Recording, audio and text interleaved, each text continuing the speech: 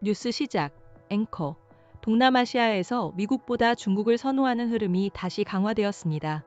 도널드 트럼프 미국 대통령의 외교 정책에 대한 우려가 역내 최대 지정학적 리스크로 부상하면서 아세안의 균형 외교에도 부담이 커지는 양상입니다. 싱가포르 ISEAS 유소프 이샹 연구소가 최근 아세안 회원국 정책 결정자와 전문가들을 대상으로 실시한 설문조사 결과 응답자의 52%는 미중 양국 중 하나를 선택해야 한다면 중국을 택하겠다고 답했습니다. 미국을 선택하겠다는 응답은 48%로 지난해와는 뒤바뀐 결과입니다. 인도네시아, 말레이시아, 싱가포르 등 일부 국가에서는 중국에 대한 선호가 두드러졌으나 필리핀, 미얀마, 캄보디아 등에서는 미국을 선택하는 경향이 강하게 나타났습니다. 이러한 결과는 지난해 미국이 우위를 보였던 흐름이 다시 역전된 것입니다. 2024년에는 중국이 처음으로 미국을 앞섰지만 지난해에는 미국이 중국을 다시 추월한 바 있습니다. 이번 설문에서 아세안 전문가들은 동남아의 지정학적 우려 요인으로 도널드 트럼프 대통령의 리더십을 가장 많이 지목했습니다.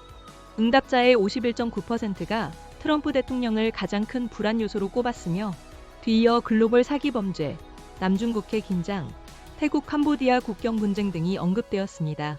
이번 설문조사는 지난 1월 5일부터 2월 20일까지 아세안 회원국 정부, 학계, 기업, 언론, 시민사회 관계자 2,008명을 대상으로 실시되었습니다.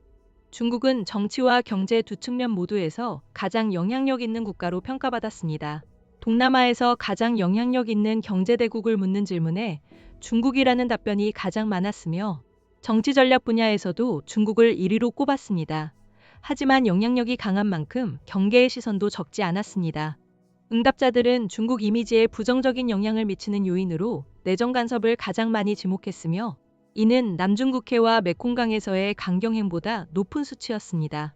중국이 동남아 국가들과의 관계 개선을 위해 필요한 조치로는 영토 해양 분쟁의 평화적 해결, 주권 존중, 양자무역의 상호 이익 확대 등이 제시되었습니다.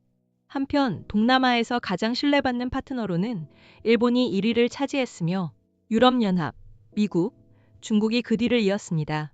보고서는 동남아가 미중 사이에서 줄타기를 이어가고 있지만 양측 모두에 대한 불안이 커지면서 전략적 선택의 압박이 점점 커지고 있다고 진단했습니다. 뉴스 끝.